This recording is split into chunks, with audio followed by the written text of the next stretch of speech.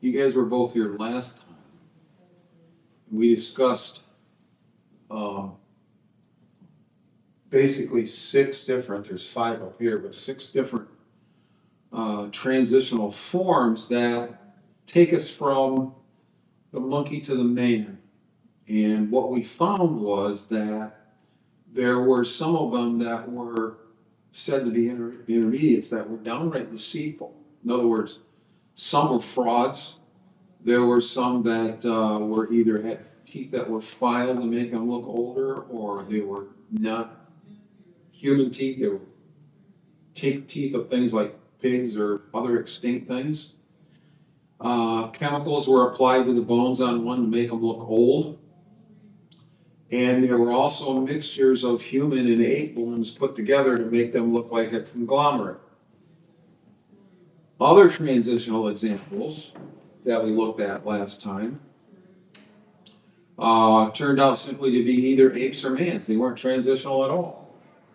And still others are still in the science books, specifically the Neanderthal and Lucy, but scientists don't agree. In other words, if you're a true atheistic scientist, then you still say, yes, it is, and you give your reasons. And if you are not holding to that, you go, I don't think it is. So for me, the ones we showed last week do not show me whether or not, or don't convince me that evolution is true through the fossil record yet. Right? So we're going to discuss some other things starting today. We briefly discussed also last time the direct descent from one form to another has kind of been abandoned for this kind of chart instead, where you see there's an anthropod line and then there's branches that are going off from either every one of them. So we're not related to the gorilla or the chimpanzee through direct descent. Now they're saying that this was an offshoot, this was an offshoot, we were an offshoot from the same thing. So it's a different way that the evolutionist is looking at the material nowadays. Evolution uses a tree like this, one tree fits all, so to speak. All living things have evolved from a single life source.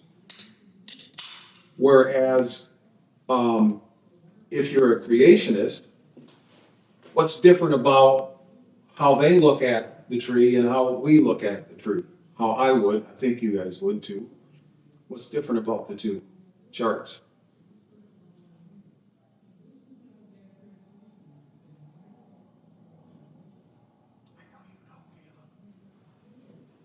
What's different?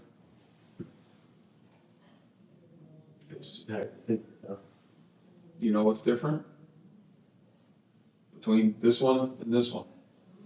That one's a lot smaller than that one, and it's more close, and that one's more kind of all over the place. Yes, but there's something more important than that. Go ahead. Okay. So evolution suggests that everything was brought about by, one set or one cell, and it all branched off, whereas God created everything immediately according to its time. I want a simpler way of saying the same thing. One tree fits all, different trees for each kind. This one has the octopus and the elephant and the bird all coming from one place. The biblical model for this is that there was a kind of cats, there was a kind of dogs, there was a kind of bear, there was a kind of horses, and that those trees are not related to each other, only in the creatability of the one that designed them, but they're separate trees. Does that make sense? That's the part I really want you to see. We're going to kind of go over a little bit of that this week and next week. So we started out this class by talking about, is it reasonable to believe that life came from non-living? And that's a question I'm going to keep coming back to, but today we're gonna come back to it a few times to see that I think that a person that believes or puts his emphasis on the fossil record that's the wrong starting place, all right? And that's important because we can get confused if we don't start in the right place. We started with, is it reasonable to believe that life came from non-living, and is it reasonable to believe that anything can build itself?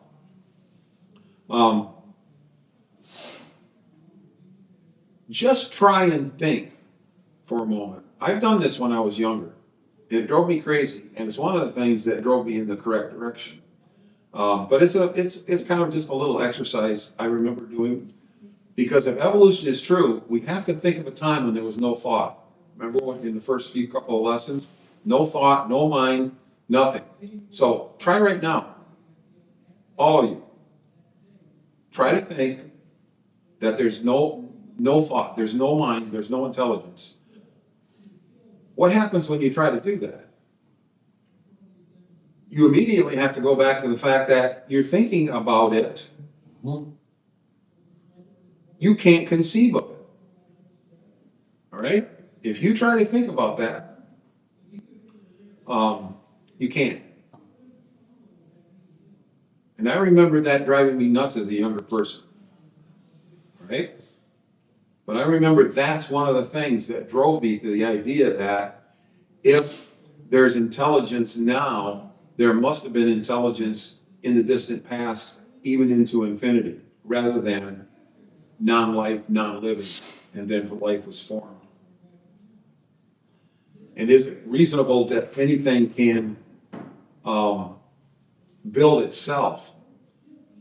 Why would we automatically assume that more highly complex living systems, in other words, from a fish to a man, why more complex living systems of the past could somehow have been by accident designed by themselves and could change themselves over time if there wasn't a mind? I do not think that looking at bone structures proves transitions.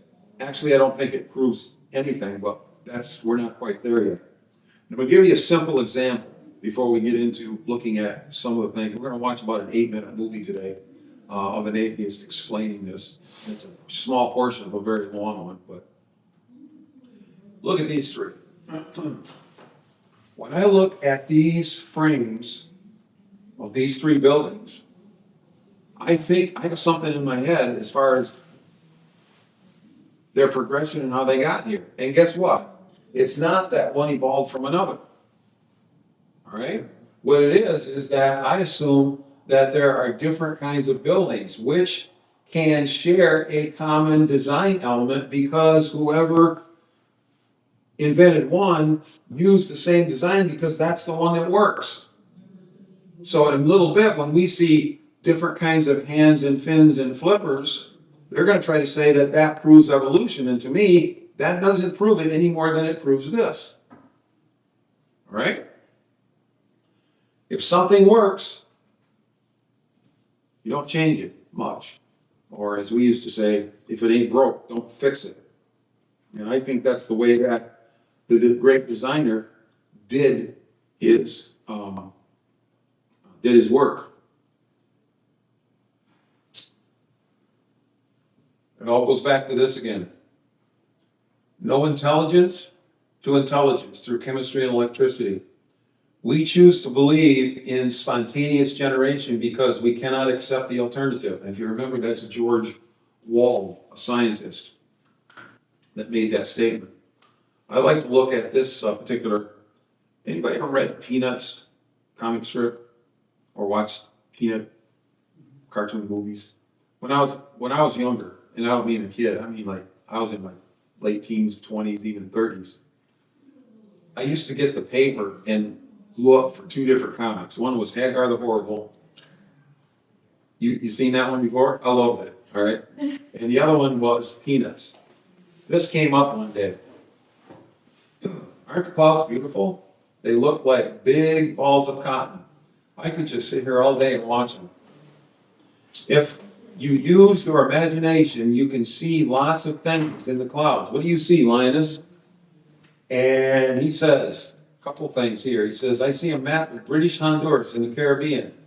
And he says, that one looks like the famous painter and sculptor, Thomas Aiken.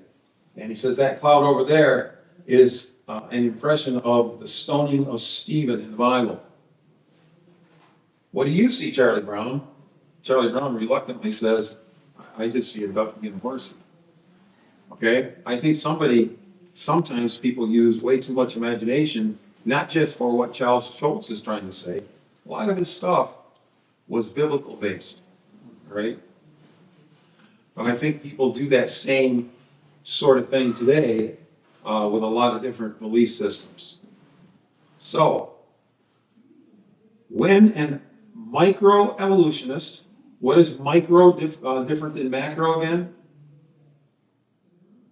Macro is this dog can change into another dog over time by interbreeding with other dogs. Cats the same way, right? Like we saw in that very first slide that we looked at.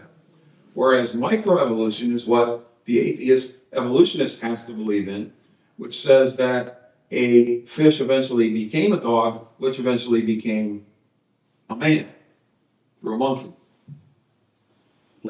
Whatever. Yeah, I know what you Okay? Here's the thing. You're saying it's flipped, and I've thought about this a lot. The first life was an amoeba. The amoeba had to crawl out of the water onto the land. But then they say, as we're going to show next week, that the land animal crawled back into the water and became a whale. All right? So I don't think that you can say it has to be flipped because they've got it both ways. Sure. All right? That's just my impression, but who am I to say? So when we look at it, a chart like this particular one here, the atheist looks at these horses and says these horses don't live at the same time. The ones with different number of toes are maybe horses, but they evolved that way from this many toes, all the way up to now the horses that we see have one toe. The skulls and the teeth and the leg bones must have evolved over millions of years, then died off. There wasn't a use for more toes, so there's less toes. This guy's even going to say in the video we're going to watch that Christians deny that these things even exist. No, they don't. I believe that there were four-toed horses, and there were three-toed horses, and I believe there were horses with this kind of leg and that kind of leg, and there were horses with various kinds of skulls. Okay? Just because we don't see them today doesn't mean that they weren't individually designed with different kinds of parts that were similar, like we just got done saying, to these houses. They just had frames that were similar with a little bit different design. So when he makes that statement, I do want you to make note. I'm going to give you a little handout to kind of look for some things when we do this. But instead, I see this again. We just looked at this just a second ago. I see horses. I see horses that are here, and different kinds of horses come from other. Zebras are the same as some of these other species that are related to this horse. And instead of having the one tree fits all, the Bible's explanation is that there are many trees, but they all are a different kind of tree and they don't mix. Make sense? You remember hearing that before? Oh, yeah. Oh, good. Good. So, ask yourselves, if you didn't know anything about evolution or about God, either one, either evolution or God, you just kind of popped into this universe and you saw some of the drawings they have of this thing and then this thing and then this thing, what would you think? Would you automatically think this evolved into this one? Or would you automatically think, if you had no pre-knowledge, either a Christian that believes in the Bible, the different kinds, or a atheist who believes they all came from one tree, which one would you think that was the most reasonable? And I think that's hard for us to believe because we've been indoctrinated so much to one side or another. I don't think it would be, what I'm trying to say is I don't think it would be cut and dried at all that we evolved. Okay? I don't think it would be. Yeah. So that's what I'm thinking is, okay, we've got all those different types of horses. Why do we assume that they evolved? Why can't they just be different species? Yeah. You just ruined my whole lesson. I'm sorry. Don't be sorry. I'm glad that you're seeing it. Yeah. You've done this to me several times, which means you've already been there and thought about this stuff, and I appreciate that more than you know. And we're going to talk about that the rest of this time and next time. But I agree with you. I 100% agree with you. So, we're going to look at this video, and this lecturer, he's going to shrewdly ridicule those who do not believe what he believes. If you watch the entire video, he even gets nastier, but I only got like an 8-minute segment. I might not even show quite all of it, just to kind of show where this is going. I looked him up, Don, I don't know if I remember his last name. He's a doctor no, I can't remember for sure. So he's an expert in the field, that I can tell you. He's written books on this kind of subject right here. And I want you to listen critically to the kinds of things that he says and how he crafts his words. So, get one to the others right there, if you will.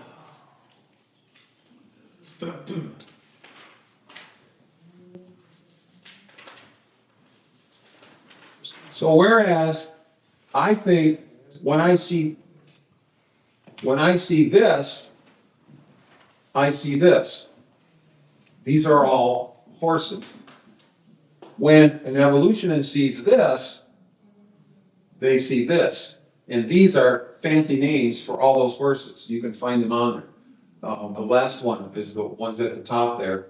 The first one is this one down here. And then along the way, you've got those names fit into that chart. And one comes from another. Okay? I don't know if that's necessarily true, is one of the things I'm trying to say. So again, how you interpret the following, these following slides is dependent on on the kind of worldview you begin with. So these three that I'm going to show you right now are actual charts that come from his lecture. I cut them right out of the video screen.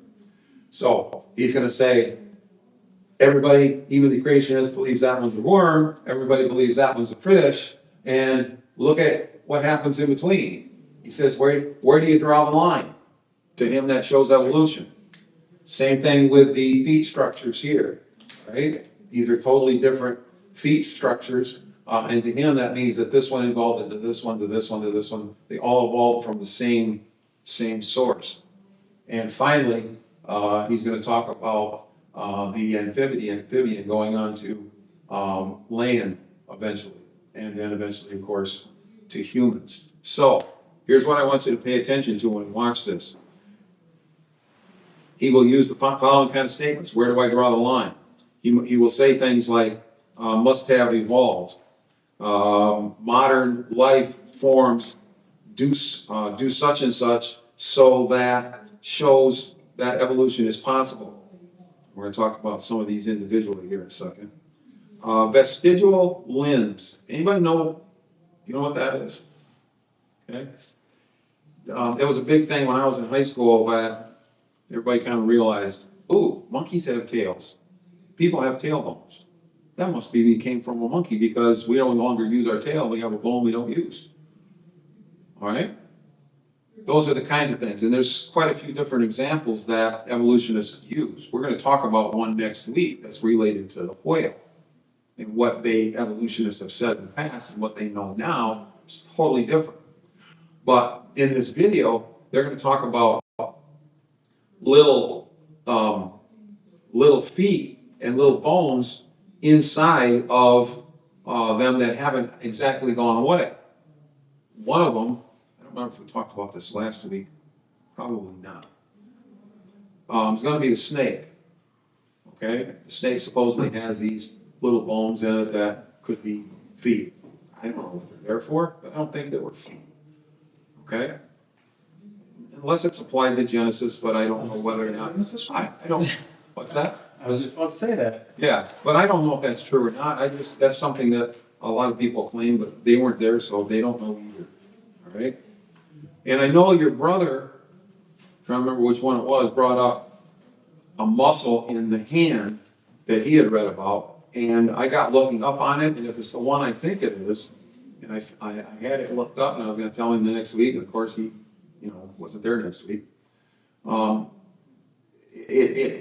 he looked at it, it sounded as if the article said that it was rare and that only like very few people had it, and this one archer had it, and it made him like, okay, right?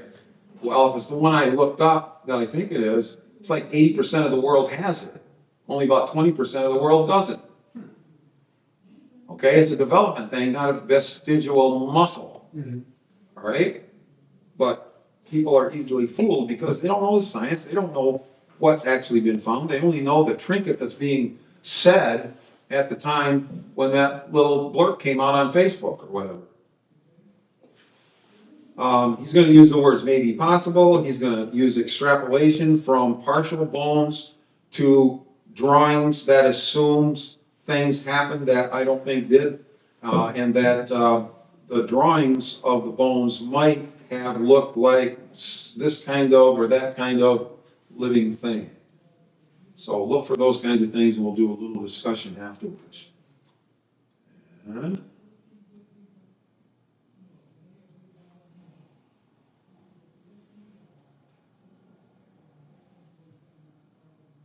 well, even here, we have an amazing sequence of our closest relatives, which, believe it or not, among all animals not related to us closely, the closest is sea stars and sea urchins and things like that. Those are actually our closest relatives, the echinoderms.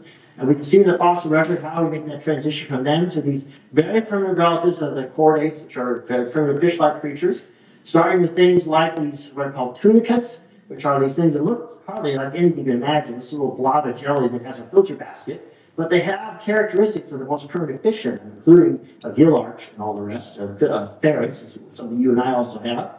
And then to things like the lancelet, or branchiostoma, which is the amphioxus, which is very fish-like, but doesn't yet have a full mouth and a lot of other things that we associate with being a vertebrate. Okay? And then, only about 10, 15 years ago then, they started finding these amazing soft-bodied fish in China, from the early Cambrian, which don't have any bone yet, but they're beautifully preserved, and they're clearly much more advanced than anything that we've seen prior to that. So we start to see the evolution of our lineage, the chordates, and the first fish. And when you put them all together in a diagram like this, you can see where do you draw the line? Okay, here's something everyone agrees is a fish. Here's something everyone agrees is a worm. Yeah, that's actually an acorn worm, which has a pharynx like you and I have. Okay, there's the lancelet, and then there's some of these fossil forms of very early fish, which are extremely primitive. Right? It's a continuous sequence there. You couldn't ask for a nicer transition. Okay? Here's another one. The creationists have been on this for a long time. Of course, they've been outflanked by lots of new fossils, thankfully. This is Ichthyostega, the most famous early specimen we found, is sort of halfway between a fish and amphibian, sometimes nicknamed a fish amphibian. And even this thing is clearly not truly one or the other. I mean, it does have 4 limbs and capable of walking on land, but it also had a fish-like tail. It also had gill slits and many other aspects of its head that are fish-like. And it also had what's called a lateral line system, which are sensing currents in the water, which no land animal has. So it's very fish-like, but yet it walks on land. But that wasn't enough. That's one they, of course, attack all the time. We've had many, many more fossils found. So there's Ichthyostega again. This is one that was found more recently called Acanthostega, which is still more fish-like than Ichthyostega. Yet it does have 4 limbs, but the analysis of it shows it could never walk on land very much. Okay, so if you've ever watched a salamander or a newt, they don't spend much time on land. They use their limbs to walk underwater most of the time. Okay, there's Acanthostega as it's reconstructed. And then my good friend and classmate and co-author Neil Shubin in Chicago found this fossil about 10 years ago called a tiktaalik, which is even more fish-like still than Acanthostega. So this thing has a head that's even more fish-like and limbs which are more primitive, but it's clearly an amphibian to even a creationist. And so here, for example, the sequence of limbs from tiktaalik to some of these more advanced things and up to things which are amphibians.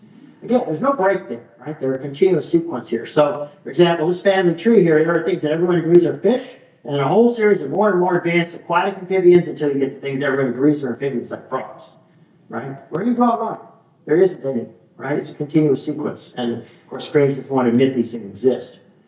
And they all say, oh, well, how could you ever imagine an amphibian, a fish crawling out of land to become an amphibian? Actually, it's a very easy trick. Because a whole other group of fishes, the bony fishes, which you and I know from aquariums and fish stores and going out fishing the lake, the majority of fish you know are bony fishes. They've done it many times in different groups. Because going on the land is a good trick and they allow them to do it. In the southeast, the walking catfish is a problem. It doesn't walk really, it sort of wriggles across land, but it's a pest. Because when it wants to, it can go from a walk to a lake to a canal to another one, just by wriggling across the land and then move around, okay? There are things like mud skippers, for example, which are literally living half and half. They spend their time in tidal flats and mangrove swamps, and their eyes are adapted to see both above and below water at the same time. And that's how they live, literally, on the borderline all the time. And there are many sculpins and other fish that live in tide pools that walk. Okay, they use their bony fins to walk, but they do, and they're good at surviving in the air for a significant amount of time. So fish have done this many, many times in different ways. It's not a big trick, actually. And then we get one new fossil after another. Most examples I'll talk about now were not around when I wrote the book 10 years ago. Okay, and gave this lecture originally 10 years ago. So these are all new, which we'll show in the new edition of the book. This is what's often nicknamed the frogamander, Gyaratragus hottenheim. It has a body like a salamander, head like a frog. So which you call, right? It shows how both groups originated, okay? This comes from the Permian of Texas, not far from here, actually. This is one of the earliest known amphibians, a thing called Lachylonomus, and the most old one is was below the end, which is down here, nicknamed Lizzie the Lizard, which is Scotland. And it shows what the earliest land animals that laid eggs probably look like, okay? This one's one of my favorites. It was discovered about 7 or 8 years ago. This is Odonochelys semi-hemitestacea, what I nicknamed the turtle on the half shell. That's literally what it is. It's a turtle that has a shell on its belly, okay, a plaster, but no shell on its back. It still has ribs, okay? So it's half shelled on one side and not the other. And it's the last turtle in the entire history of life that still has teeth. If you look at any modern turtle, they have no teeth in their trunk. Okay? And just recently, they found a new turtle that's even more primitive than this, that shows a lot more features like that. And there's been several others discovered since Odonochelys was found. So there's a continuous sequence of these turtle-like forms going through time now. And so we go from reptiles that no one would call turtles to things every creationist would admit is a turtle. Okay? Or how about snakes? There's something that really fits the biblical motif. Okay? All sorts of things associated with snakes, which I won't go into here, but we know snakes come from animals that had 4 legs because every once in a while you have things like boas. Boa constrictors actually have a hip and thigh bones. You don't see them because they're inside, but they still have the remnants of them. And these are snakes from the Cretaceous. This one is from the Cretaceous of Israel, which still has its hind limbs, which is shown in that detail right there. And then they just described a few weeks ago before I gave this talk, this snake, which has 4 limbs. Okay, it's got tiny little vestigial front limbs and hind limbs. Here's what the reconstruction will look like. So there it is there with its limbs that did nothing whatsoever except hang around. So they're in the process of getting lost. Okay? Now, when I did this debate against Dwayne Gish in 1983, of course, he didn't spend any time on any of this stuff, right? His audience doesn't care.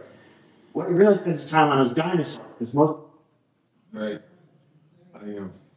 There was a little bit more, that's actually mostly what I need you to see, and I'll give us a little more time to discuss these things. Okay, what kinds of things did you hear? Is there anything that stands out that would be something that comes to mind?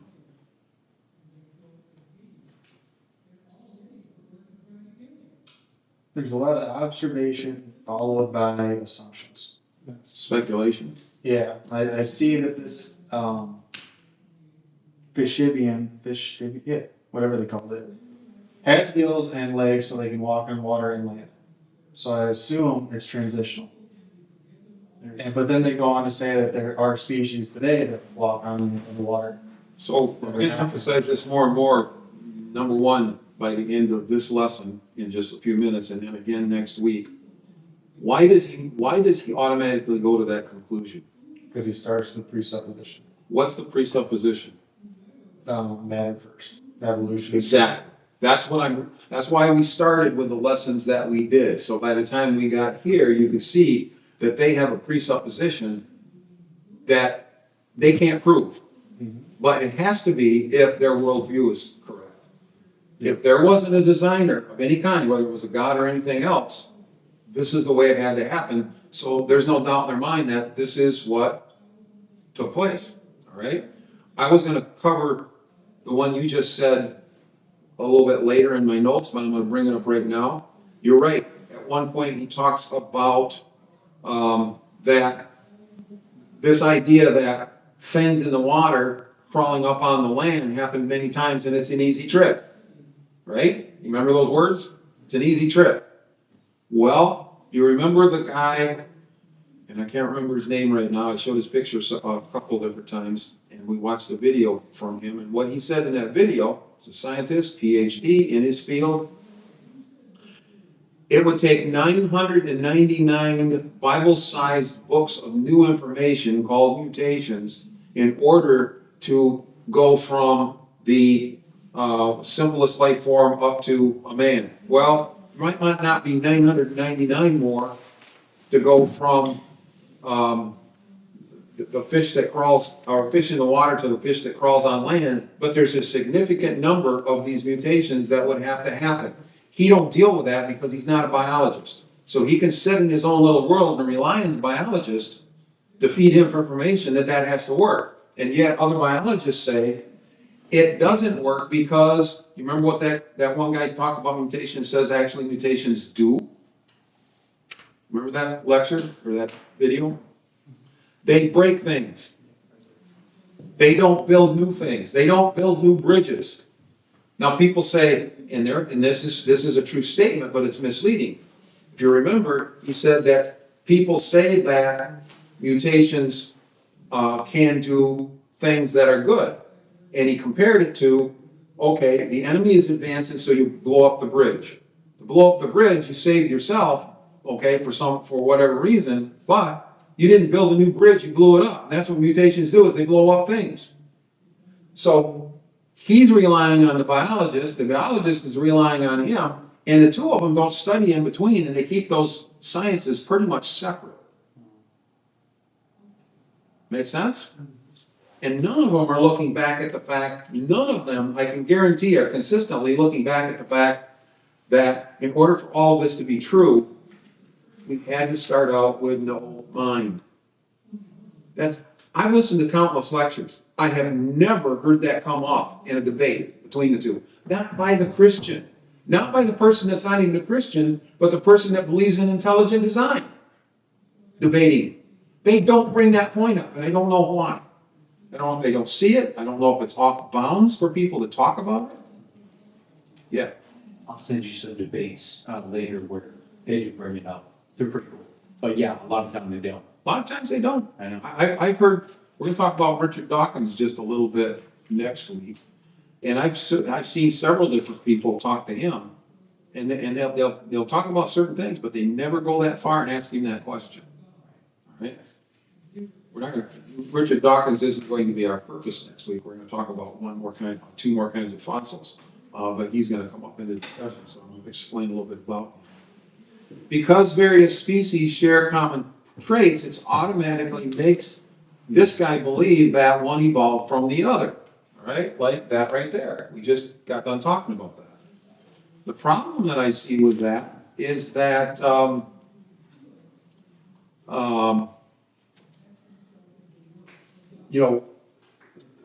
these, for whatever reason, up in here have some characteristics of these down here. But I don't find that unusual. I don't find it unusual because we see that today.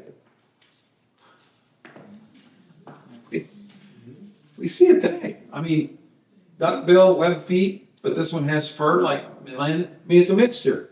So what? It's a different kind. We just got done talking about these right here, the mud skipper, the walking catfish. If you've got kinds that do that still today, and there's a purpose for it, that they sometimes need to go on land, then were they created that way so that they could go on land when they needed to get to a different spot? But their primary purpose, of course, is to be in water. So what? It doesn't prove evolution. It proves that there's a kind that needs both. Do they say this is a transitional species today?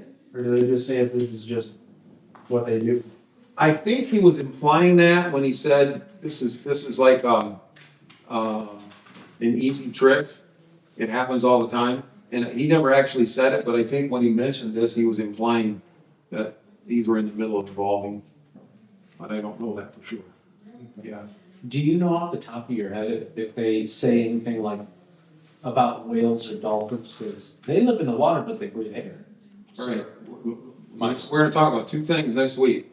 One is an old bird and one is the whale, right? We're gonna talk all about those. I have those as a special lesson.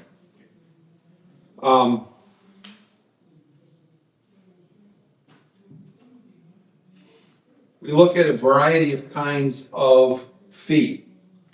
Is this evolution or is this simply different kinds of limbs based on similar design like we looked at when we showed the stick part of the houses, right, that are being built? They're similar design because it works. And I think that the designer knew that worked, so he used it over and over again in kind of different kinds of patterns. Not that they one evolved from another. This is kind of an important one here. We talked about Tiktaalik. And this was found pretty recently. A lot of you guys were born during this. You were. When were you born? 2006. Yeah. So this was discovered when you were just born, right? And I remember when it hit the newspapers and it was like a huge deal, right? They found the missing link. This is all they got of it. That's it, right there. We just add the back half and call it good? Yeah, and we're gonna see that in the whale. We're gonna see that in the whale video we see next week. We're gonna see how they added it, why they added it, and that an evolutionist that invented having it is challenged and has to say, well, I just added that because that's what I thought. I'm gonna show you the video. And then from that, how can you see that as gills? Yeah. Well, it may be possible. Okay.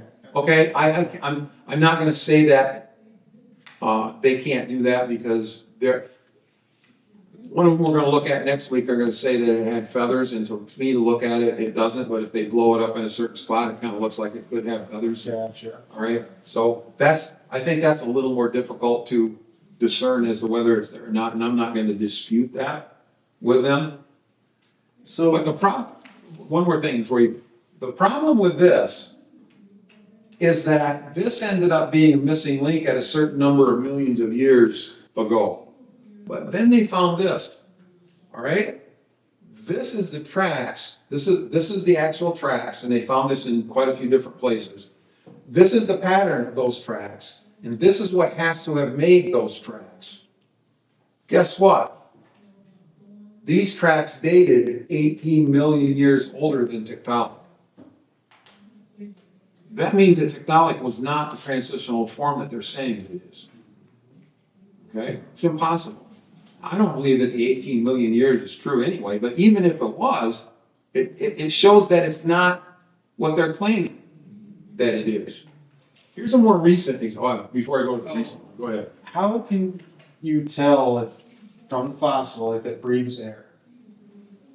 So like gills can get fossilized, that makes sense to me. If it doesn't have gills, you can assume it breathes air. Yeah, I'd have to look into that. Okay. I'm not positive. I think there are certain things they can tell. And then there are certain things that they simply assume because either of their belief system or because of where they want to place it. So whether or not lung tissue or lung impressions need to be from fossils, I'd have to look that up. It's a good question, but I don't know the answer. Okay, this next one was a headline from 2003, last year, October. Not last year, but a little over a year ago, a year and just a few months ago. A Georgia Tech researcher had been doing some work on this particular kind of lizard. It revealed why species often appear unchanged for millions of years despite Darwin's theory of constant evolution.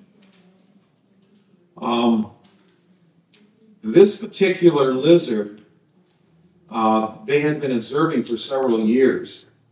And they were tagging them, they were watching them, another lizard that was related, but not the same one, moved into the territory, drove those lizards, these particular lizards, down to the ground rather than up in the trees where they wanted to be.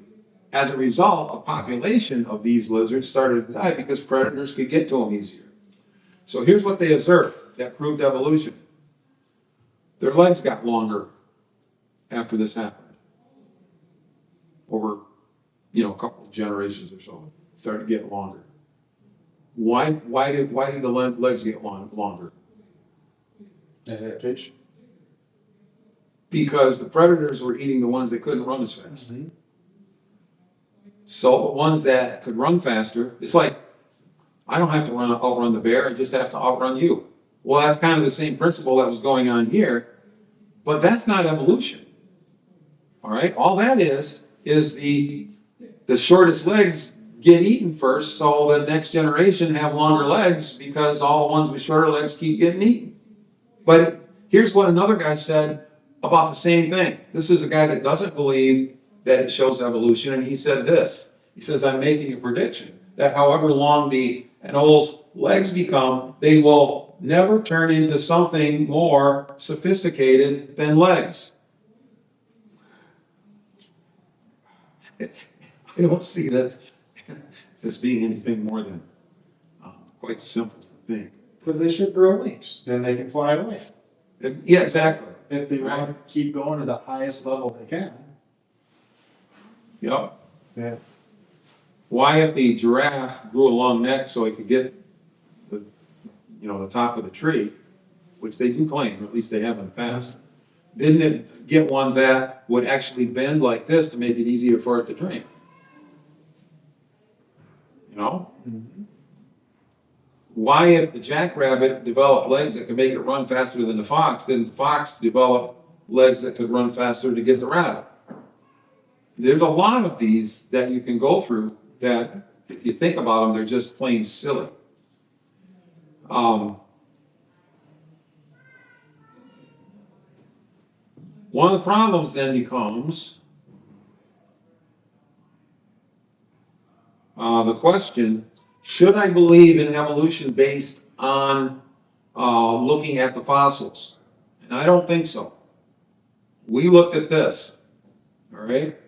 Was there mind first or was there matter first? There's two totally different points of view. We looked at this. Can anything assemble itself?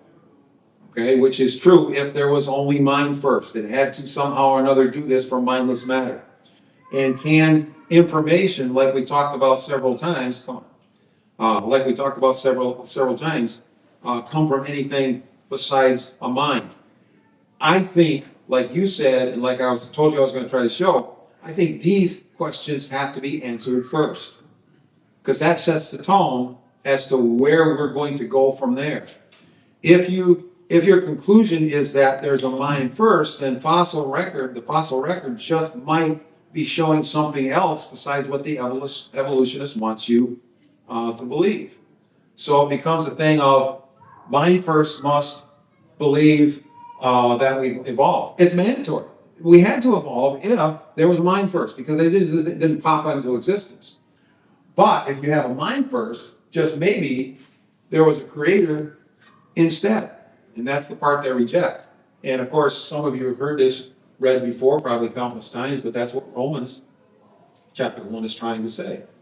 For the wrath of God is revealed from heaven against all ungodliness and wickedness of men who by their wickedness suppress the truth. For what can be known about God is plain to them, because God has showed it to them. Ever since the creation of the world, his invisible nature, namely his eternal power and deity, has been clearly perceived in the things that have been made. We're supposed to be able to, as a man, as humankind, look around us and go, I can't do this. Somebody else had to be able to do this that's more powerful than me. That's our first hint. The universe is supposed to be our first hint as to whether or not there's a power greater than us. And then we're supposed to be inquisitive after that to look up who that is. All right? That's the second half of the class we're going to do in a while from here.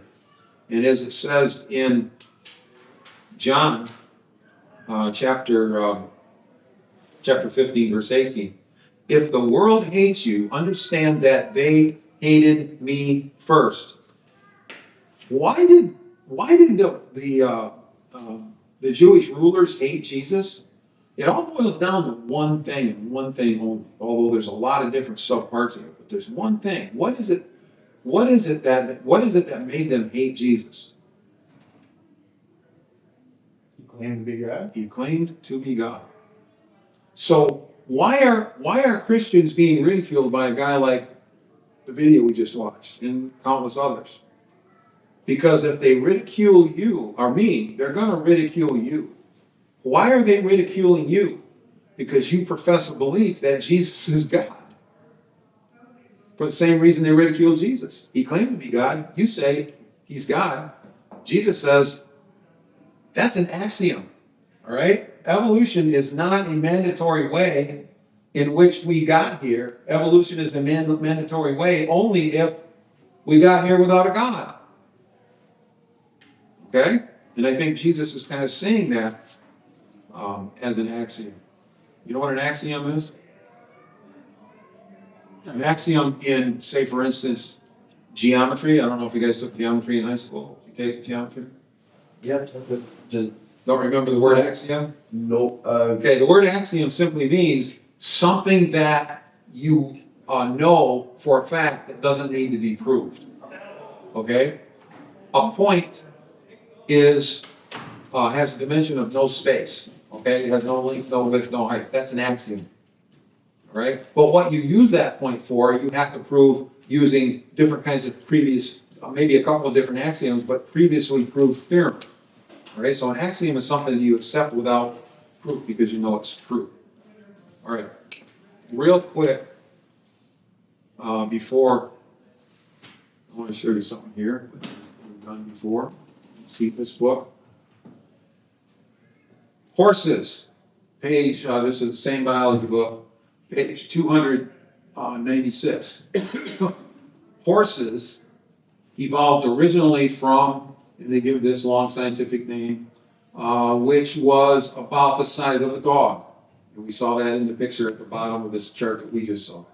This fossil animal had cusped, low-crowned molars, 4 toes, it describes all the things we talked about. It was in the grasslands, etc. So in other words, they're using it as an example of evolution, just like this guy did. And it's in the biology books because that's the way they believe that it happened. The evidence supports the common descent hypothesis of these one from another. And the only evidence they have is that there's this kind of horse and this kind of horse and this kind of horse. Right?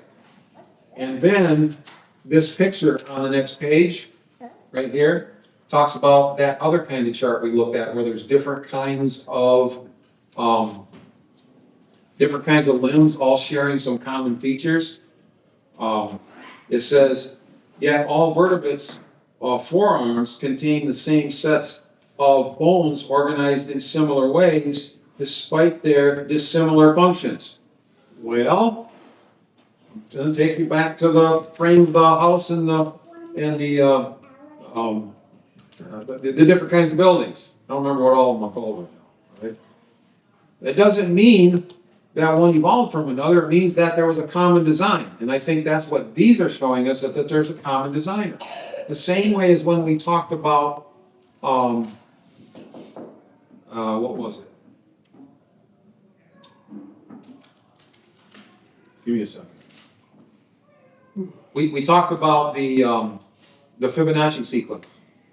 Were you there for that one? And all the different things in nature and in the universe that follow that same pattern sequence if you take it into the spiral and that sort of thing. I don't think that's an accident. I think there's common design there. And I think there's common design here the same way. If we go back to, or up to 497, the book starts talking about something called homology, and that's all on this page. I read through a bunch of that. And basically, homology in biology means similarity of structure, physiology, and development of species or organisms based upon their descent coming from common evolutionary ancestors.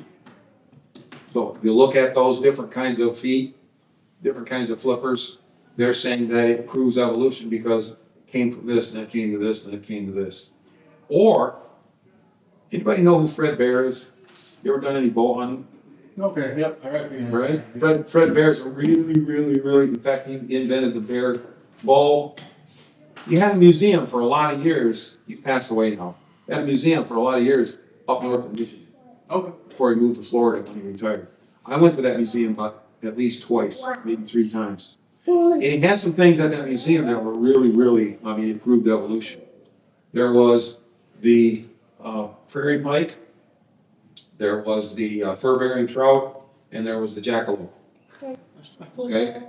I tried to look up to see whether or not he was making fun of them, of evolution, or whether he just was trying to get people to believe something. I remember being up there with a group, and there was a girl with us, and I pointed to that one right there. Oh, I mean, some people are just going. She believed it. Really? I'm serious. That's supposed to be a chicken and a pike, right? Yeah, something with a, yeah, it's a pike that has feet on it and teeth. Yeah. That's funny. And it looked just like that. I remember looking at it and you couldn't tell, because you just put it together. But I think that's what too often is done with some of the drawings that they do. They get a piece and then they elaborate, and by the time they get done with their picture, it's believable by people that want to believe that. That's my opinion. Next week, we're going to do 2 more on fossils, 2 more fossils, and we're going to move on from fossils. But we're going to talk about Archaeopteryx, it's a bird/mammal, they say, and we're going to talk about the evolution of the Hoya, which they say happened from, well, it depends on who you talk to. Some say from a bear, some people say from this. Hippopotamus, I think, or the rhino. There's different schools of thought as to which one it evolved from. And the University of Michigan and this university, none of them agree with each other which came first. Which I find kind of, if it's that cut and dry, it seems like they'd all agree. But then we're going to have somebody that actually shows why that's not true. So we're going to look at those 2 cases.